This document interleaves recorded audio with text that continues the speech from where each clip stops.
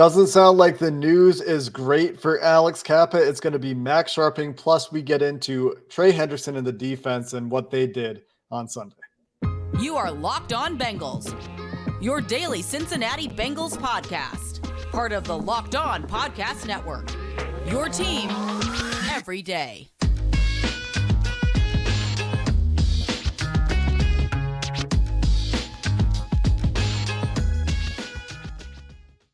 What up, Bengals fans, and welcome to another episode of the Locked On Bengals podcast. I'm your host, Jake Lisco. He's your host, James Rapine. We're part of the Locked On Podcast Network here on Locked On Bengals, covering your team every day, free and available everywhere you get your podcast and on YouTube. So buckle up for the playoffs and join us by hitting the follow button, hitting the subscribe button on YouTube, and we'll be with you the whole way in this playoff run. Today's episode of Locked On Bengals presented by PrizePicks. Right now, you can get a 100% instant deposit match for daily fantasy sports through the playoffs with PrizePicks, up to $100 with promo code Locked On. That's PrizePicks.com, promo code Locked On.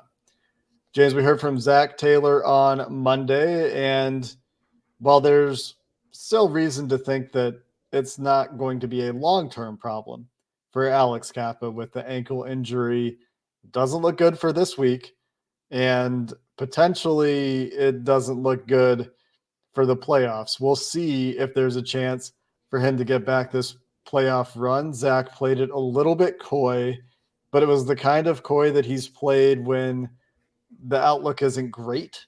I'm not feeling very bullish about the return of Alex Cappa, which would be a big blow and would require Max Sharping to step up.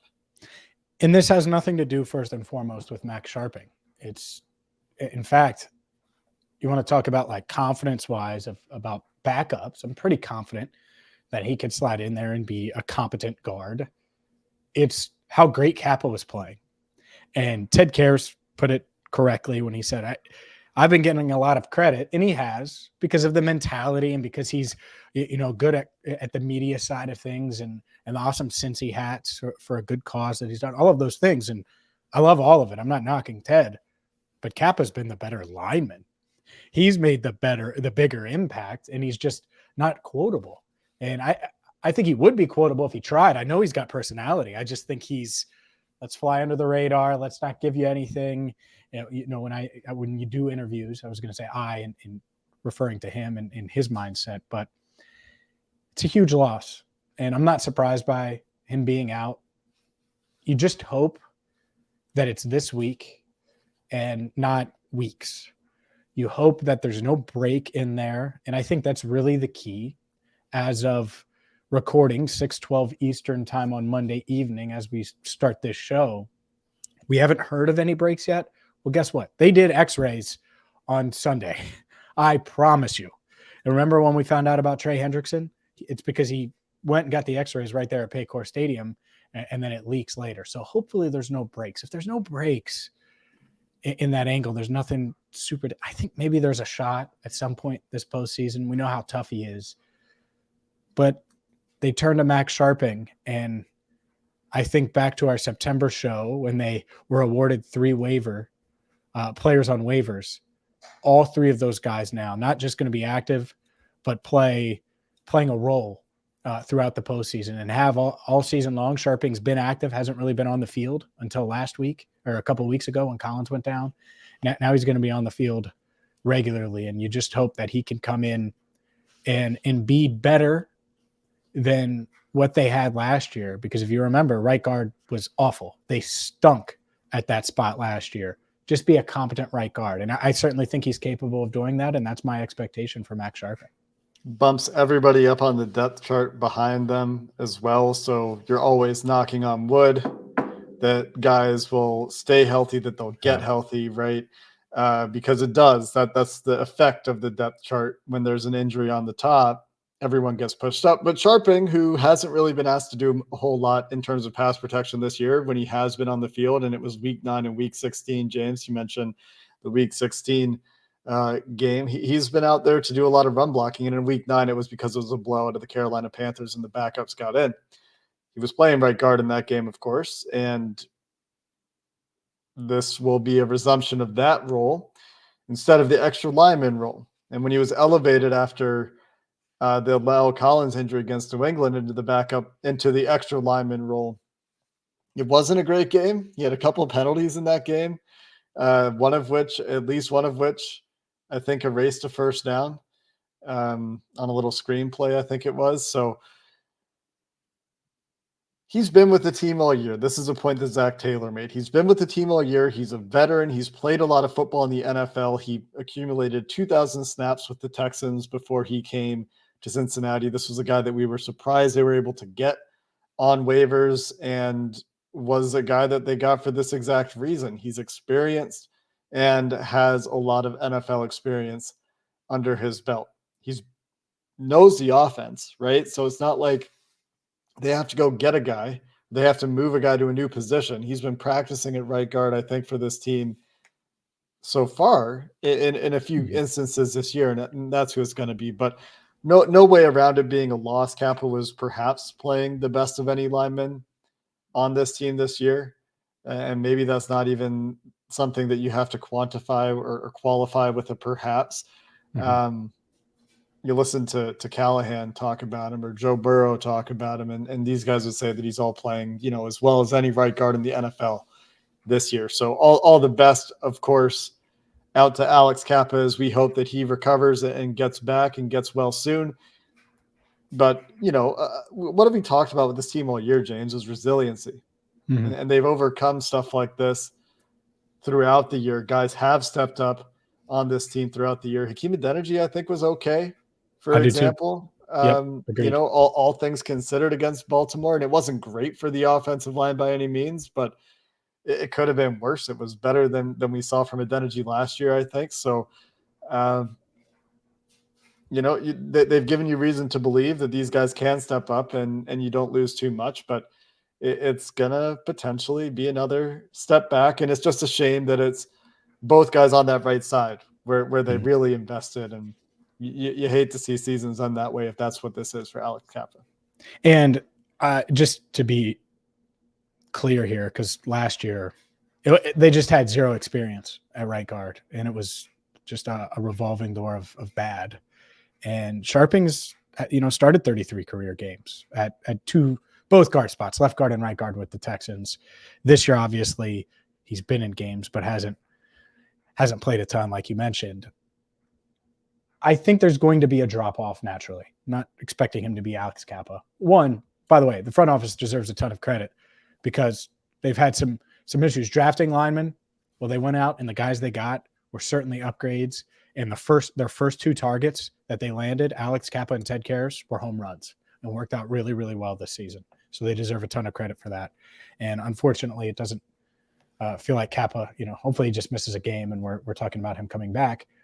But I think Sharping is this isn't like turning to Hakeem Adeniji. And I say that with respect to Hakeem Adeniji, but I don't think it's as much of a wild card where it's like, oh, is it Isaiah Prince? Or we're not going to be talking about, Jackson Carman or this guy on the practice squad, or no. Sharping's the guy.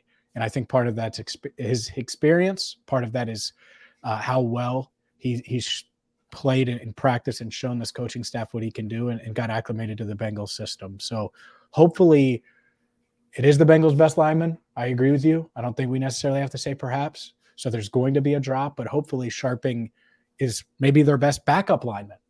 And he could come in and show that, because if that's the case, then maybe the drop-off won't be as steep. And you're right. They have been resilient. They have overcome a lot of losses and injuries throughout this season.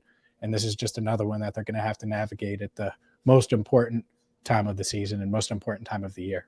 And it's really the run game that's a bit concerning to me at this point. And we'll talk about this a little bit later. And the reason for that is that Joe Burrow has consistently leveled up his sack avoidance as this year has gone on. We'll finish the show there because, can't go without talking about Joe Burrow for a show, and the regular season's in the books.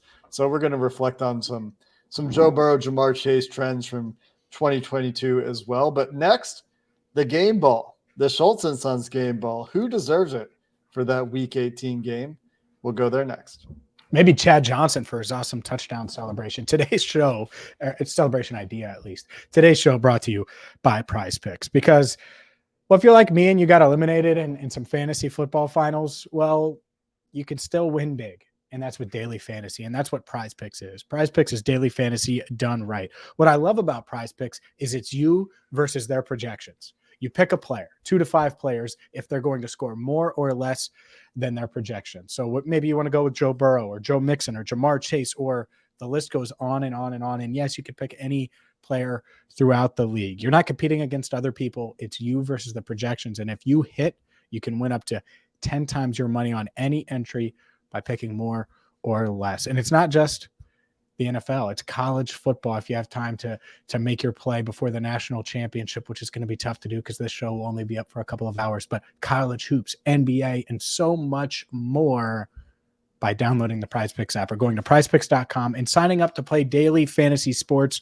Use promo code Locked On. And if you deposit $100, you're going to get an instant deposit match up to that deposit up to $100. So if you deposit 100, you'll get 100. If you deposit 50, you'll get 50 with promo code Locked On. Don't delay. Go there today. PrizePicks.com or the PrizePicks app with promo code Locked On.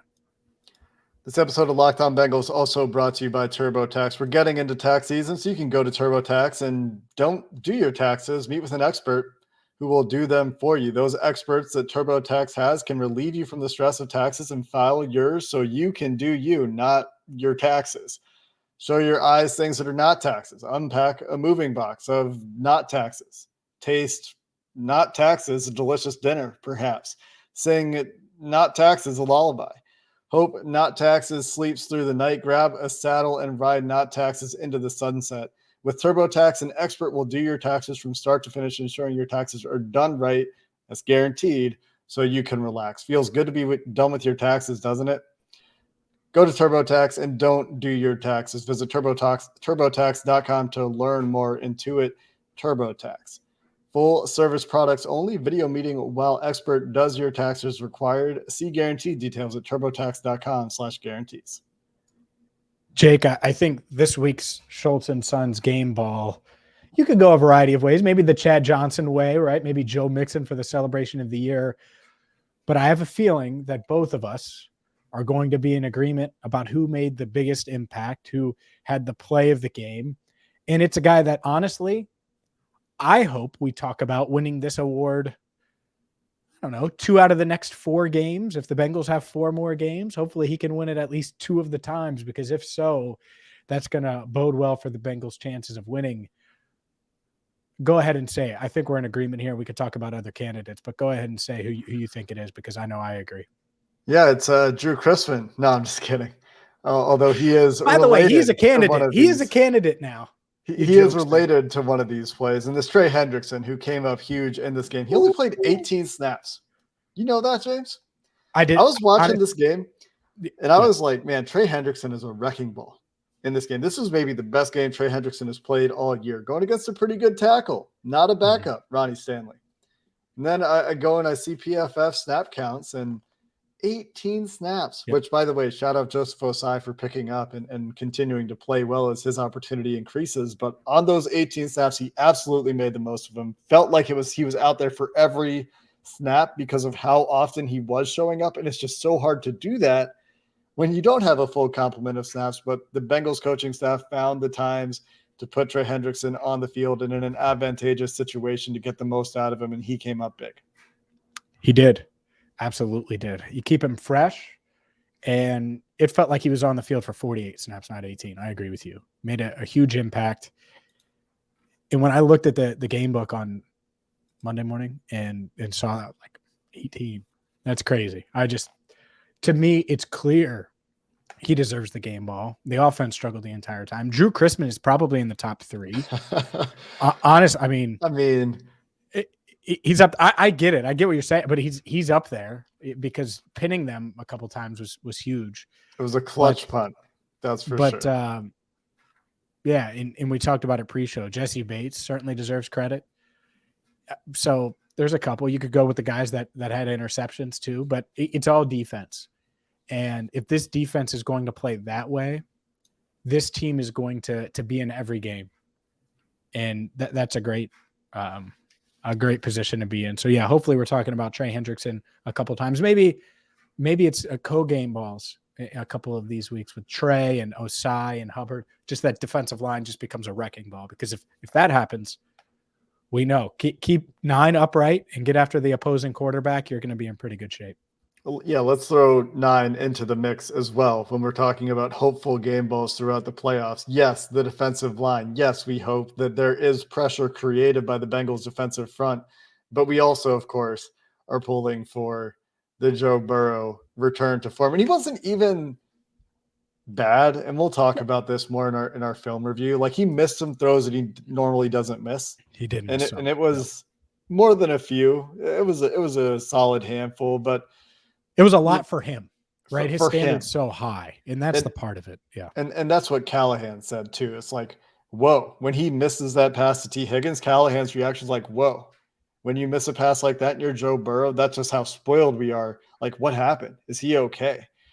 And there were certainly some thoughts like that. And I'm not worried about Joe Burrow at all. But yeah, I mean, just throwing him in the ring for some hopeful upcoming game balls as well. But the runner-up for me, James, was Jesse Bates, the forced fumble on Sammy Watkins to effectively end any small hopes for the Ravens at the end of that game.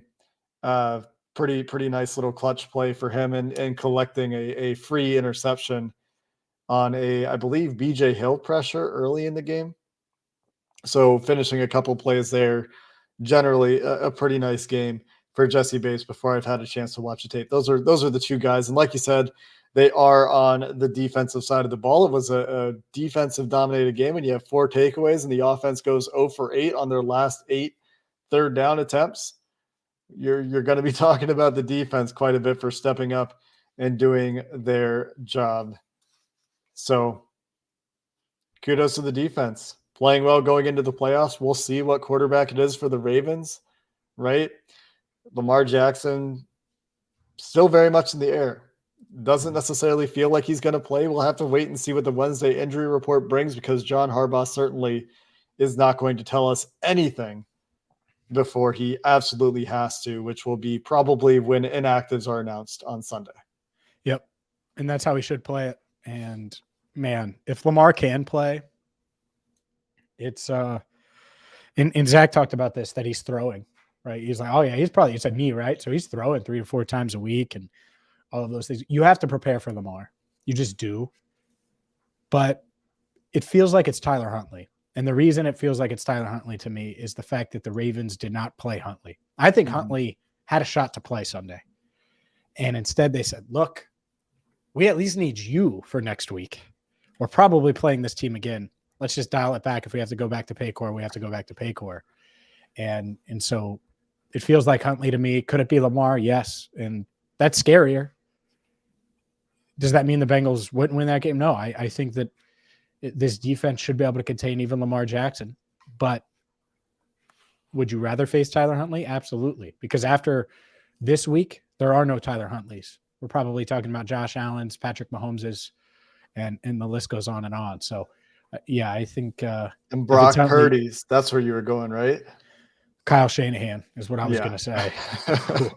and Bosa and all of the McCaffrey and all those. But yeah, I think, by the way, would love to have that conversation. I hope we do, whoever it is. Too.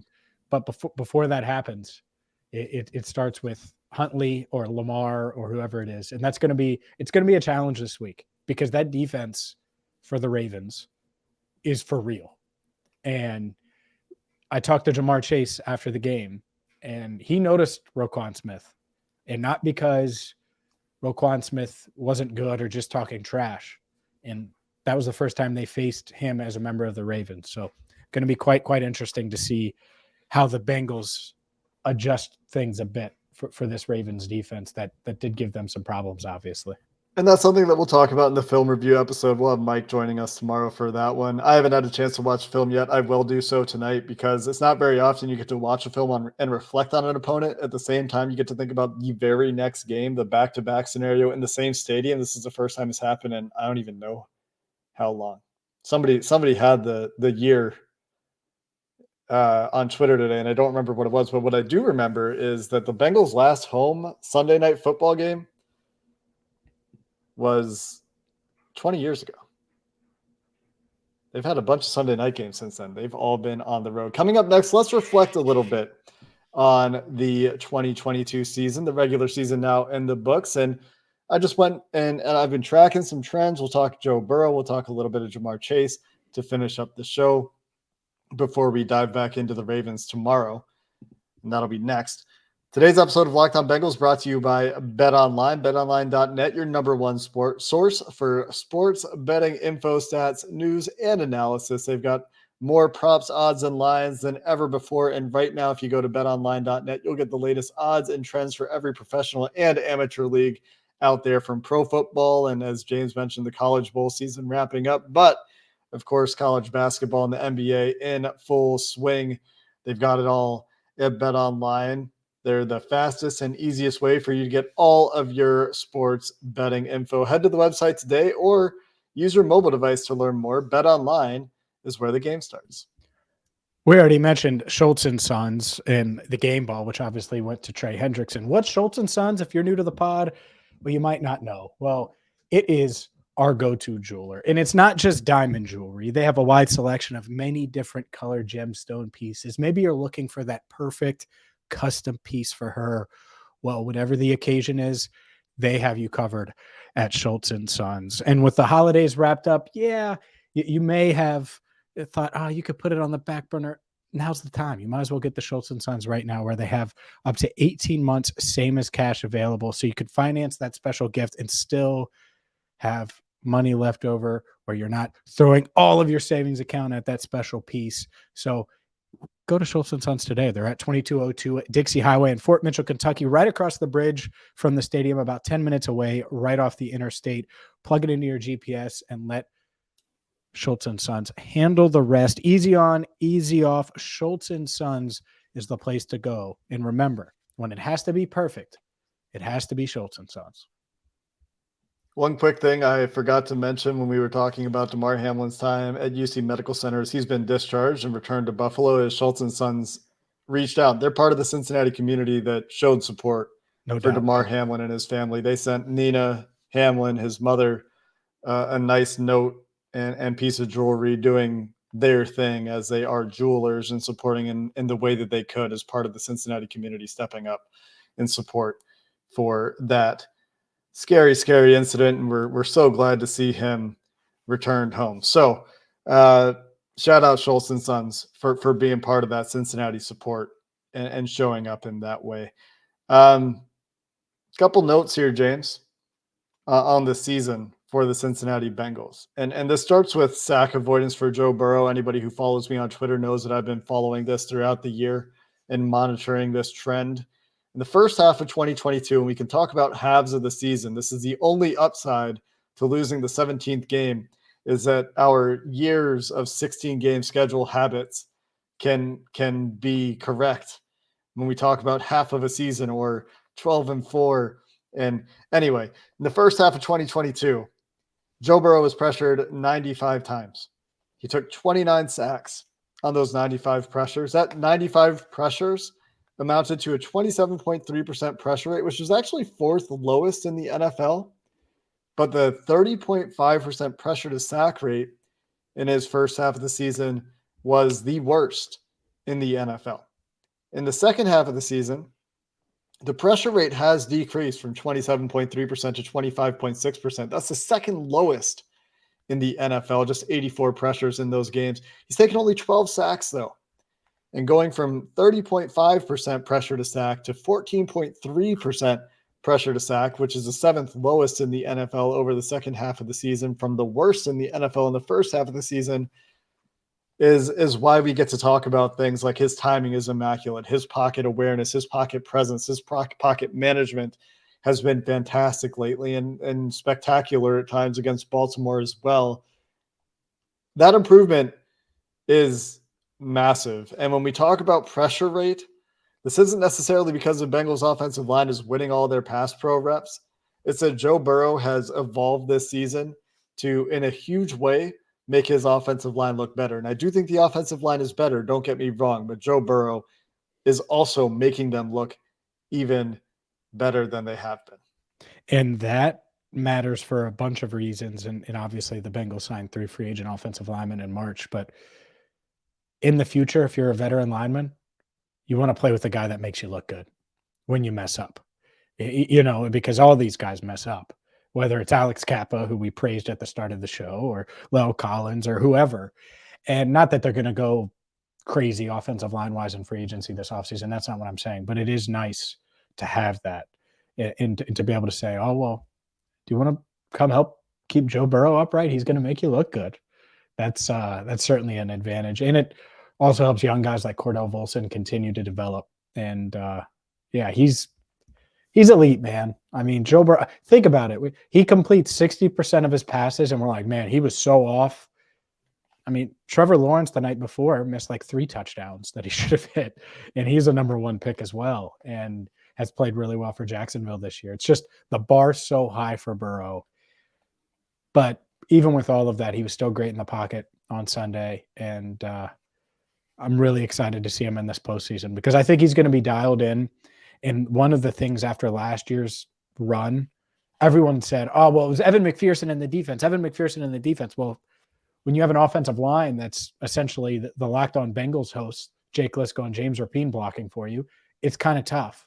And that was what happened, right? Those guys got ran over early and often, and Burrow made them look really, really good, especially in that AFC Championship game against the Chiefs. So hopefully he's this level up continues in the postseason, and we see things from Burrow that we haven't seen yet. Again, that's a really high bar. He set the expectations extremely high, and I think he has a shot to meet him for sure.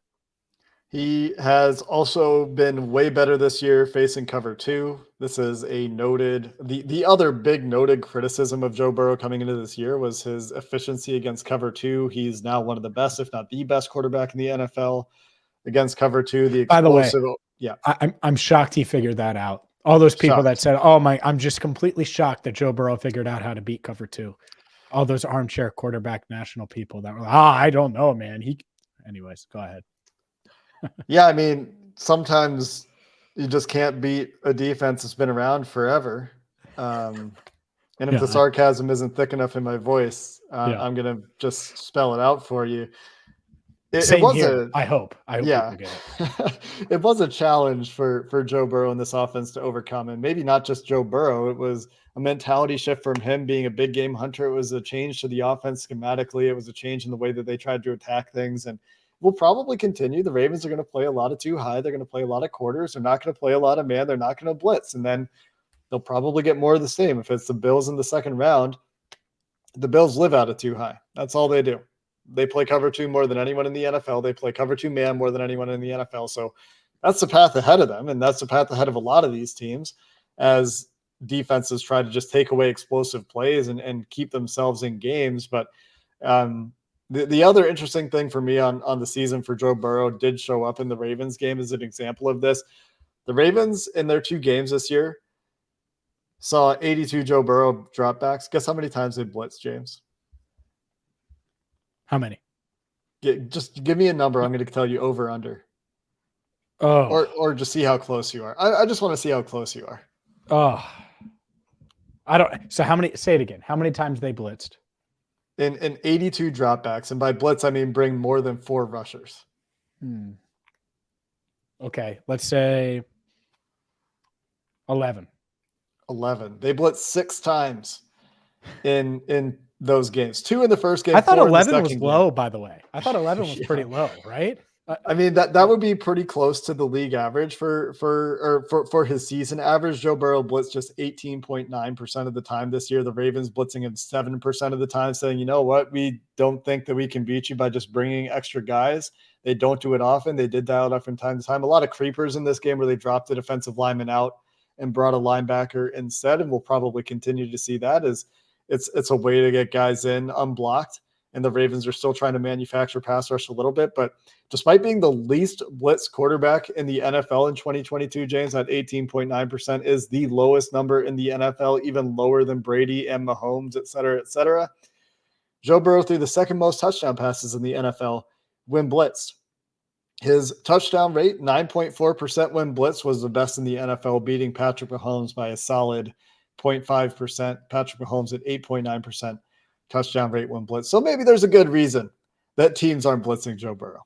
Yeah, certainly. And look, if you don't blitz him, then that's fine, and you can try to disguise coverage. But then he's really good then too. You're going to make your four rushers. He's going to make them look silly too, like he did to Chris Jones in the AFC title game last year, which is really, really hard to do, or like he did even on Sunday when he wasn't playing his best ball. So good luck, and that's the exciting part of this. We talked about Trey Hendrickson and this defense, but without Burrow, we're not talking the way we're talking, and that's why I think they have the confidence. Defense travels, great quarterback play travels to Buffalo or Kansas City or Phoenix or wherever you need to go in the postseason. Certainly it travels to Paycor Stadium because that's just a few miles from Joe Burrow's house. But it's that part of it is fun. That's what's so exciting about this time of year now for the Bengals, because they have that dude, and that dude is special. 2 straight AFC championship games that they'll hope to keep going. They'll hope to get Ja'Marr Chase for 17 games, of course, in the future. The last stat really quickly is just extrapolating Ja'Marr Chase's stats because he didn't get to play a full season this year. First off, despite missing 5 games, he had 6 more targets and 6 more catches. So he was on pace for a monstrous year of volume. His yards per catch were down, of course. Defense is really putting a ceiling over Ja'Marr Chase deep whenever they could. Didn't always work, as we saw against even the Ravens just last week. His 17-game pace, James, was 190 targets for 123 catches, 1,482 yards, and 13 touchdowns. We didn't get to see that. He missed 5 games this year. While the Bengals missed a game, he missed 4. But a nice, steady growth year for Ja'Marr Chase. And this offseason, we'll talk a little bit more about the things he can continue to do to continue to keep up with his former teammate, Justin Jefferson, who really had another fantastic year. But Ja'Marr Chase, very special talent in Cincinnati. Arguably the best receiver in the league. Arguably. And dealt with an injury, a serious injury this year. And you're right. When you say those numbers across 17 games, it's like, wow, he could have had 1,500 yards this year. The defenses were trying to take away the deep ball, and he still had a huge impact and showed he could win in other ways. And something tells me he's going to have plenty of big plays this postseason. Yeah, really, really good after the catch. And we're excited to watch these guys in the postseason. That is where our attention turns. We get into the film from Baltimore with Mike at Bengals_San Santagata tomorrow with an eye toward the wild card matchup. Sunday Night Football coming up this weekend. Until next time, Bengals fans, thanks for listening to the Locked On Bengals podcast. Hoo day, and have a good one.